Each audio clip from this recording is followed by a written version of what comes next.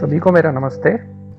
आज का काम शुरू करने से पहले आप सभी से एक छोटा सा निवेदन करना चाहता हूँ कि इस तरह के वीडियो बनाने में बहुत ज़्यादा समय लगता है और बहुत ज़्यादा मेहनत भी लगती है। आप सभी से मेरा निवेदन यह है कि खास करके मेरे शिक्षक साथियों से कि मेरे वीडियो को पहले स्वयं पूरा देखें, वीडियो के बारे में अपनी राय कमेंट बॉक्स में ज़रूर लिखें और साथ ही बच्चों तक, अधिक से अधिक बच्चों तक पहुंचाने में मेरी मदद ज़रूर करें, तभी मेरी ये मेहनत सफल हो सकेगी।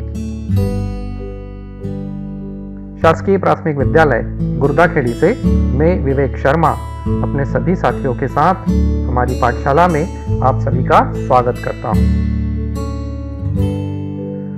बच्चों, हिंदी की दक्षता की पुस्तक आओ करें और सीखें पर हम कुछ दिनों से काम कर रहे हैं। आज से पहले हमने पेज नंबर 1 से लेकर पेज नंबर 114 तक का काम पूरा कर लिया है। अगर आपने अभी तक वो काम पूरा नहीं किया है तो मेरे पुराने वीडियो देखकर आप उस काम को पूरा कर लें। वीडियो की लिंक ऊपर आई बटन में दी गई है। ऊपर आई बटन में मेरी पाठशाला लिखा हुआ आ रहा है, आप वहां पर क्लिक करें और मेरे पुराने वीडियो देखकर अपने काम को पूरा कर लें। साप्ताहिक समय सारणी के अनुसार आज हमें जो अपनी पुस्तक पर काम करना है वो पेज नंबर 115 से लेकर पेज नंबर 119 तक का रहेगा। आज हम इसी काम को पूरा करेंगे, तो फिर देर किस बात की, चलो शुरू करते हैं और कुछ नया सीखते हैं। आज हमें जो नया सीखना है, हिंदी भाषा में हम लिखते समय और पढ़ते समय बहुत सारे चिन्हों का प्रयोग करते हैं। उन्हीं में से आज हम 2 चिन्हों के बारे में बात करेंगे। देखो, यहाँ आपकी स्क्रीन पर एक चिन्ह बना हुआ है जिसके ऊपर लाइन के ऊपर एक बिंदी बनी हुई है और दूसरा चिन्ह जिसमें लाइन के ऊपर आधा चंद्रमा और बिंदी, ये दोनों की आकृति बनी हुई है। आज हमें इन दोनों ही चिन्हों को समझना है, इन दोनों चिन्हों के प्रयोग के बारे में जानना है। यहाँ पर जो पहला चिन्ह दिया गया है, आप पहले चिन्ह को ध्यान से देखें। यहाँ जो पहला चिन्ह दिया गया है जिसमें लाइन के ऊपर सिर्फ एक बिंदु बनी हुई है, इस बिंदी को हम अनुस्वार कहते हैं। आपको इसका नाम याद करना है। इस बिंदी को हम अनुस्वार कहते हैं। लाइन के ऊपर सिर्फ बिंदी, इसे हम अनुस्वार कहते हैं। और यहाँ जो दूसरा चिन्ह दिया गया है जिसमें लाइन के ऊपर चंद्रमा के साथ बिंदी बनी हुई है, आधा चंद्रमा की आकृति है और उसके ऊपर बिंदी भी लगी हुई है, इसे हम अनुनासिक कहते हैं। चंद्रमा और बिंदी, इसे हम अनुनासिक कहते हैं। अगर सिर्फ बिंदी लगी है तो उसे हम अनुस्वार कहते हैं और चंद्रमा के साथ बिंदी लगी है तो उसे हम अनुनासिक कहते हैं। अनुस्वार का उच्चारण केवल नाक से किया जाता है, जबकि अनुनासिक के उच्चारण में नाक और मुंह दोनों का प्रयोग किया जाता है। अनुस्वार को लिखते समय वर्ण के ऊपर केवल एक बिंदी का प्रयोग किया जाता है। उसी प्रकार से अनुनासिक को लिखते समय वर्ण के ऊपर चंद्र और बिंदी दोनों का प्रयोग किया जाता है। यहाँ पर यह समझने वाली बात है कि जब अनुस्वार का हम लिखते समय प्रयोग करते हैं तो सिर्फ बिंदी वर्ण के ऊपर लगाई जाती है और उसी प्रकार से अनुनासिक को लिखते समय वर्ण के ऊपर चंद्र और बिंदी दोनों का प्रयोग किया जाता है।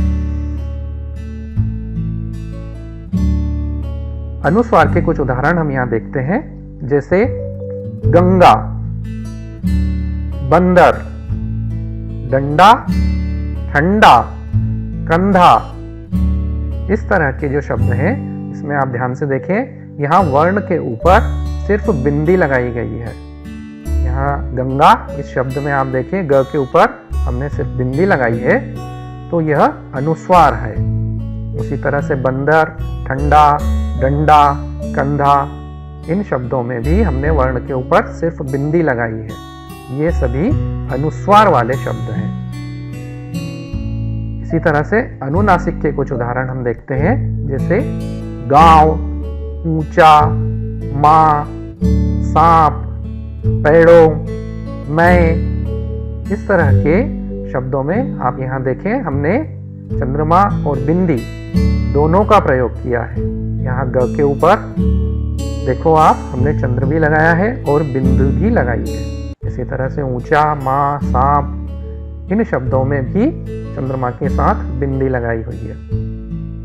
यहाँ आप थोड़ा ध्यान दें, यहाँ गांव, ऊंचा, माँ, सांप, इस तरह के वर्ण में हमने चंद्रमा और बिंदी दोनों का प्रयोग किया है।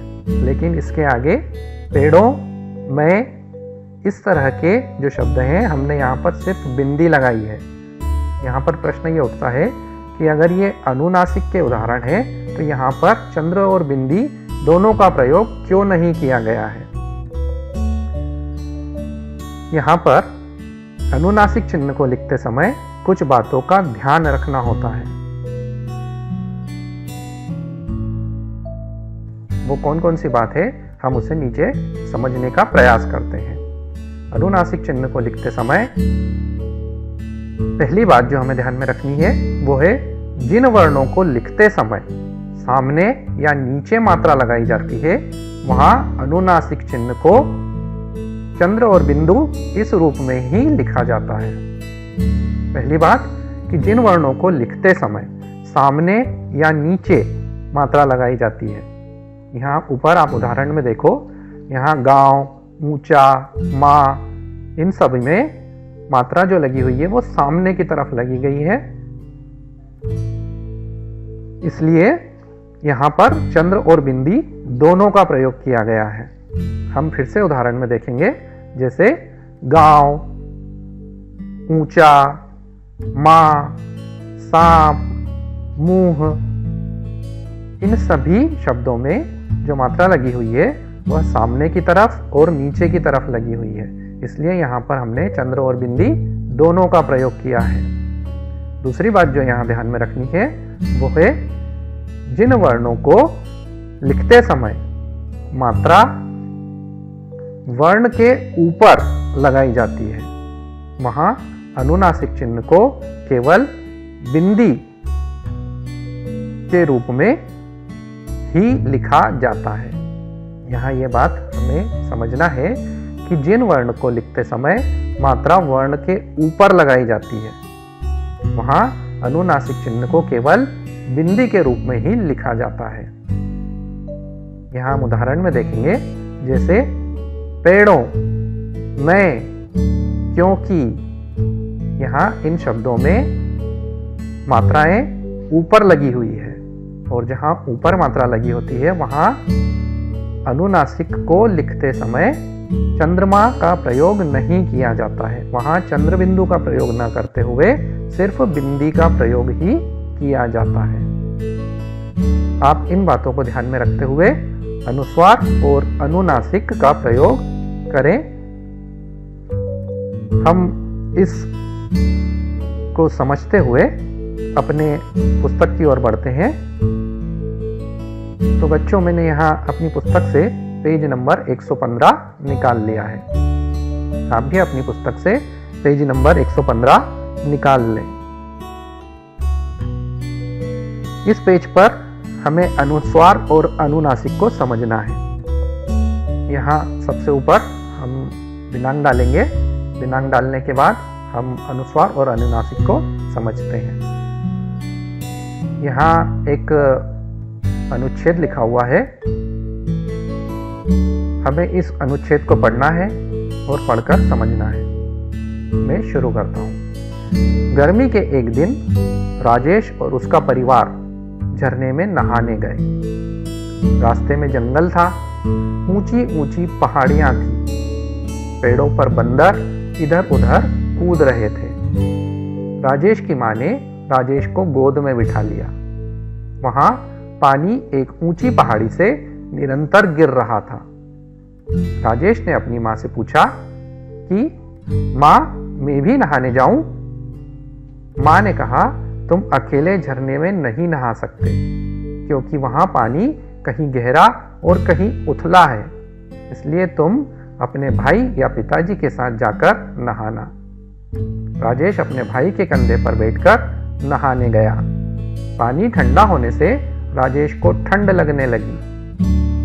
सभी ने झरने पर नहाकर भोजन किया। वे शाम तक घर वापस आ गए। इस अनुच्छेद में चंद्रबिंदी और बिंदी दोनों के प्रयोग वाले शब्द आए हैं। हमें नीचे के बॉक्स में उन शब्दों को अलग अलग लिखना है। यहाँ पर वे शब्द अलग अलग लिखे हुए भी हैं, हम उन्हें देखते हैं। यहाँ पहले खाने में देखें, यहाँ सिर्फ बिंदी चिन्ह वाले शब्द, जिन्हें हम अनुस्वार वाले शब्द भी कहते हैं, यहाँ पहले खाने में अनुस्वार वाले शब्द लिखे हुए हैं और दूसरे खाने में अनुनासिक वाले शब्द लिखे हुए हैं। यहाँ देखें, पहला जो शब्द लिखा है वो है बंदर, इसमें सिर्फ अनुस्वार का प्रयोग किया गया है। इसी तरह से नीचे निरंतर, कंधे, ठंडा, डंडा, ठंड, इस तरह के जो शब्द लिखे हैं इनमें सिर्फ अनुस्वार का प्रयोग किया गया है। जबकि दूसरे खाने में ऊंची ऊंची, पहाड़ियाँ, पेड़ों, माँ, मैं, क्योंकि, कहीं, इस तरह के जो शब्द हैं इन सभी में अनुनासिक का प्रयोग किया गया है। बिंदी को हम सिर्फ अनुस्वार के रूप में जाना जाता है और चंद्रबिंदी को अनुनासिक के रूप में जाना जाता है। अनुस्वार के उच्चारण में हवा केवल नाक से निकलती है।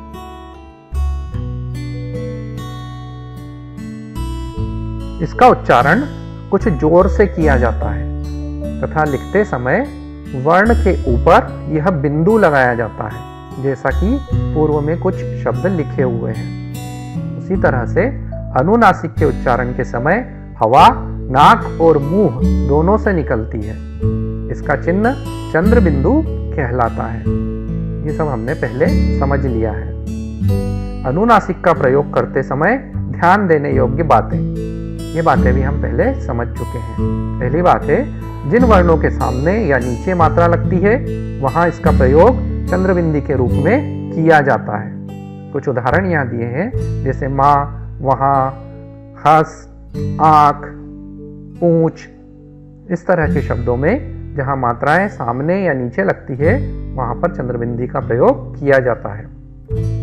दूसरी बात जो हमें ध्यान रखनी है वो है, जिन वर्णों के ऊपर मात्रा ई, ए, आई, ओ, औ की मात्रा के बाद इस चंद्र बिंदु का रूप केवल बिंदु के रूप में ही होता है। जब मात्रा ऊपर आती है तब चंद्रबिंदी का रूप बदलकर केवल बिंदु के रूप में ही इसका प्रयोग किया जाता है। ध्यान रहे, यह बिंदु अनुस्वार नहीं होता।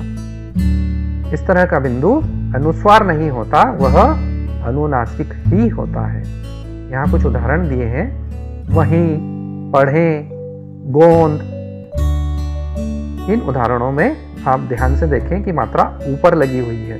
मात्रा ऊपर लगी होने के कारण यहाँ चंद्र और बिंदी दोनों का प्रयोग न करते हुए सिर्फ बिंदी का प्रयोग किया गया है, और ये बिंदु यहाँ पर अनुस्वार नहीं है, यह अनुनासिक है। अब हमें नीचे जो काम करना है वो है, नीचे बने चित्र में लिखे शब्दों में से अनुस्वार और अनुनासिक प्रयोग वाले शब्दों को नीचे तालिका में लिखना है। यहाँ एक पौधे के साथ कुछ शब्द लिखे हुए हैं। हमें उन शब्दों को अलग अलग करके, अनुस्वार और अनुनासिक के प्रयोग वाले शब्दों को अलग अलग करके नीचे बने हुए चार्ट में लिखना है। यहाँ जो पहला शब्द लिखा है, इसमें हम ध्यान से देखें, यहाँ ऊपर दो मात्रा के साथ बिंदी लगी हुई है। ये अनुस्वार के प्रयोग वाले शब्दों में आएगा या अनुनासिक के प्रयोग वाले शब्दों में आएगा। यहाँ हमने ऊपर पढ़ा था कि जहाँ ऊपर मात्रा के साथ बिंदी हो वह अनुस्वार नहीं होता, वह अनुनासिक होता है। यहाँ पर ऊपर दो मात्रा के साथ बिंदु लगी हुई है, तो यह अनुनासिक के प्रयोग वाले शब्दों में आएगा। हमने इसे इस खाने में लिख दिया। उसी तरह से यहाँ दूसरा जो शब्द लिखा है वो है ऊंची। यहाँ पर हम देखते हैं हमें यहाँ चंद्रबिंदी लगा हुआ दिखाई दे रहा है। यह अनुनासिक का प्रयोग वाला शब्द है, इसलिए हम इसे भी अनुनासिक वाले खाने में लिख देंगे। इसके बाद हम देखते हैं यहाँ जो शब्द दिया गया है वो है हंस। यहाँ पर ह के ऊपर सिर्फ बिंदी का प्रयोग किया गया है, सिर्फ अनुस्वार का प्रयोग किया गया है, इसलिए हम इसे अनुस्वार के प्रयोग वाले खाने में लिखेंगे। इसी तरह से यहाँ अगला जो शब्द दिया है वो है माँ। यहाँ पर चंद्र और बिंदी दोनों का प्रयोग किया गया है, इसलिए हम इसे अनुनासिक के प्रयोग वाले शब्द के खाने में लिखेंगे। इसी तरह से अगला है यहाँ मैं। यहाँ पर ऊपर दो मात्रा के साथ बिंदी है, इसलिए यह भी अनुनासिक वाले खाने में आएगा। हमने यहाँ लिख दिया। उसी तरह से अगला यहाँ दिया हुआ है कुआं। इसमें भी चंद्र और बिंदी दोनों का प्रयोग किया गया है, इसलिए ये भी अनुनासिक के खाने में ही आएगा। इसके बाद है औरतें। यहाँ पर भी दो मात्रा के साथ ऊपर मात्रा के साथ बिंदी का प्रयोग किया गया है, और जहाँ ऊपर मात्रा के साथ बिंदी का प्रयोग होता है वहाँ अनुनासिक होता है, इसलिए हम इसे भी यहाँ लिखेंगे। इसी तरह से यहाँ लिखा हुआ है कहा। इसमें भी ऊपर चंद्र बिंदु लगी हुई है, इसलिए इसे भी हम अनुनासिक के प्रयोग वाले खाने में लिखेंगे। इसी तरह से यहाँ लिखा हुआ है हास। इसे भी हम चंद्र बिंदु वाले खाने में ही लिखेंगे। अनुनासिक के प्रयोग वाले शब्द में हमने इसे लिख दिया है। इस तरह से आपके इस पेज का काम पूरा हो जाएगा। हम आगे बढ़ेंगे अगले पेज की ओर। मैंने यहाँ पेज नंबर 117 निकाल लिया है। इस पेज पर हमेशा की तरह सबसे पहले हमें दिनांक डालनी है। हम दिनांक डालेंगे। दिनांक डालने के बाद अनुस्वार व अनुनासिक वाले शब्दों को छांट कर लिखिए। यहाँ इस पौधे के आसपास कुछ शब्द लिखे हुए हैं, उसमें अनुस्वार और अनुनासिक दोनों के ही शब्द हैं। हमें अनुस्वार वाले शब्दों को अलग खाने में लिखना है और अनुनासिक वाले शब्दों को अलग खाने में लिखना है। हम यहाँ देखकर लिखने की शुरुआत करते हैं। देखो यहाँ सबसे पहले जो शब्द लिखा है वो है मुंह। यह अनुस्वार वाला शब्द है या अनुनासिक वाला? यहाँ ऊपर चंद्र बिंदी दोनों लगी हुई है और मात्रा नीचे लगी हुई है, इसलिए यह अनुनासिक वाला ही शब्द है। हम इसे अनुनासिक वाले खाने में लिख देते हैं। इसके बाद यहाँ जो दूसरा शब्द दिया है वो है स्वयं। यहाँ पर य के ऊपर सिर्फ बिंदी का प्रयोग किया गया है, इसलिए यह अनुस्वार वाले खाने में आएगा। हम इसे अनुस्वार वाले खाने में लिख देते हैं। इसी तरह से यहाँ अगला जो दिया है वो है अंश। यहाँ पर भी अ के ऊपर सिर्फ बिंदी का प्रयोग किया गया है, यह अनुस्वार वाले खाने में लिखा जाएगा। हम इसे यहाँ लिख देते हैं। इसी तरह से अगला जो शब्द दिया है वो है माँ। यहाँ पर चंद्र और बिंदी दोनों का प्रयोग किया गया है, इसलिए यह अनुनासिक वाले खाने में आएगा। हम इसे यहाँ लिख देंगे। इसके बाद है आऊं। यहाँ पर भी चंद्र और बिंदी दोनों का प्रयोग किया गया है, इसलिए हम इसे अनुनासिक वाले खाने में लिख देते हैं। इसके बाद यहाँ जो शब्द दिया है वो है गंगा। यहाँ पर ग के ऊपर सिर्फ अनुस्वार का प्रयोग किया गया है, इसलिए इसे हम अनुस्वार वाले खाने में लिख देते हैं। इसके बाद है हंस। यहाँ पर ह के ऊपर सिर्फ अनुस्वार का प्रयोग किया गया है, इसलिए हम इसे भी अनुस्वार वाले खाने में लिख देंगे। इसके बाद जो शब्द दिया है वो है सांस। यहाँ पर चंद्र और बिंदी दोनों का प्रयोग किया गया है, इसलिए इसे हम अनुनासिक वाले खाने में लिख देते हैं। आप यहाँ से देखकर इन शब्दों को इस तरह से अलग अलग खाने में लिख दें। आपके इस पेज का काम भी पूरा हो जाएगा। हम आगे बढ़ेंगे अगले पेज की ओर। बच्चों, मैंने यहाँ पेज नंबर 118 निकाल लिया है। सबसे ऊपर हमें दिनांक डालनी है। आप यहाँ से देखकर दिनांक डालें। दिनांक डालने के बाद हमें नीचे जो काम करना है वो है शब्दों में चंद्र बिंदी लगाकर वाक्य बनाओ। यहाँ नीचे कुछ शब्द दिए गए हैं और सामने हमें चंद्र बिंदी लगाकर नया शब्द बनाना है और उसके सामने हमें उस शब्द का वाक्य में प्रयोग भी करना है। देखो यहाँ उदाहरण के रूप में लिखा हुआ है बाधा। इसके सामने यहाँ चंद्र बिंदु लगाकर नया शब्द बनाया है बांधा और इस शब्द को वाक्य में प्रयोग भी किया है। यहाँ सामने जो वाक्य बनाया है वो है गाय को रस्सी से बांधा है। यहाँ देखो वाक्य में बांधा इसका प्रयोग किया गया है। इसी तरह से हमें आगे का काम पूरा करना है। हम यहाँ देखेंगे, यहाँ हमें जो शब्द दिया है वो है वहा। हमें यहाँ चंद्र बिंदी लगाकर नया शब्द बनाना है। हम चंद्र बिंदी लगाकर नया शब्द बनाएंगे। देखो हमने बनाया वहां, हमने ह के ऊपर चंद्र बिंदी लगाई है, ये बन गया वहां। अब हमें इसे वाक्य में प्रयोग भी करना है। देखिए हम किस तरह से इसका प्रयोग करते हैं। तुम वहां क्यों जा रहे हो? देखो यहाँ लाल से लिखा हुआ है वहां। हमने इस वहां का वाक्य में प्रयोग किया। तुम वहां क्यों जा रहे हो? आप इसी तरह से दूसरे वाक्य भी बना सकते हैं। ऐसे वाक्य बनाना है जिसमें वहां इस शब्द का प्रयोग किया जा सके। अगला जो शब्द हमें यहाँ दिया है वो है बूद। हमें यहाँ नया शब्द बनाना है। चंद्र बिंदी लगाकर हम नया शब्द बनाएंगे। यहाँ देखो हमने ब के ऊपर चंद्र बिंदी लगाई, नया शब्द बना बूंद।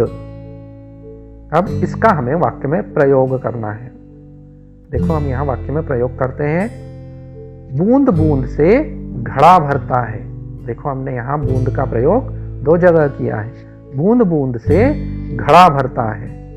आप भी इस तरह से कोई नया वाक्य भी बना सकते हैं। इसके बाद अगला जो शब्द यहाँ लिखा हुआ है वो है आंगन। हमें चंद्र बिंदी लगाकर इसे सुधारना है, नया शब्द बनाना है। हम यहाँ बनाएंगे आंगन। देखो हमने इसमें आ के ऊपर चंद्र बिंदी लगाया है, नया शब्द बना आंगन।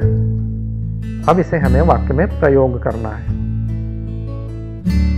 हमने वाक्य बनाया बच्चे आंगन में खेल रहे हैं।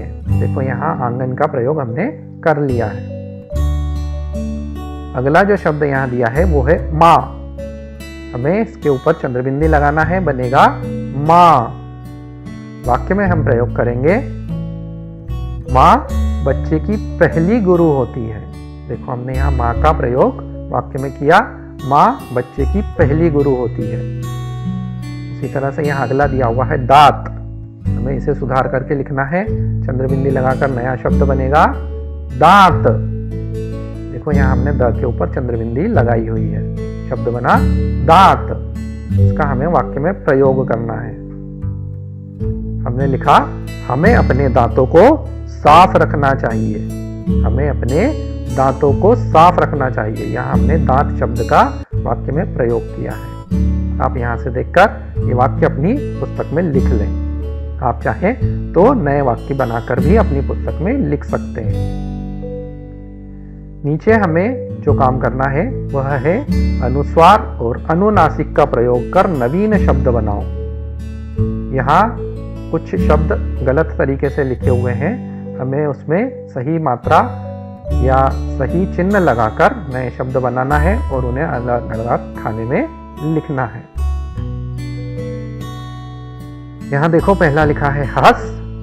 हमें इसमें अनुस्वार या अनुनासिक लगाकर नया शब्द बनाना है और उसे नीचे के खानों में लिखना है। पहला देखें, हम यहाँ लिखा है हंस। हमने इसमें बिंदी लगाई और इसे अनुस्वार वाले खाने में लिख दिया है। इसी तरह से यहाँ लिखा हुआ है डडा। हम सही शब्द बनाएंगे, बनेगा डंडा। यहाँ पर भी हमने इसे अनुस्वार वाले खाने में लिखा है। इसके बाद लिखा हुआ है पत। हम यहाँ प के ऊपर अनुस्वार लगाएंगे, नया शब्द बनेगा पंत। इसी तरह से यहाँ लिखा हुआ है गगा। गगा में हम ग के ऊपर अनुस्वार लगाएंगे और बनेगा गंगा। यहाँ अगला जो शब्द दिया है वो है गाव।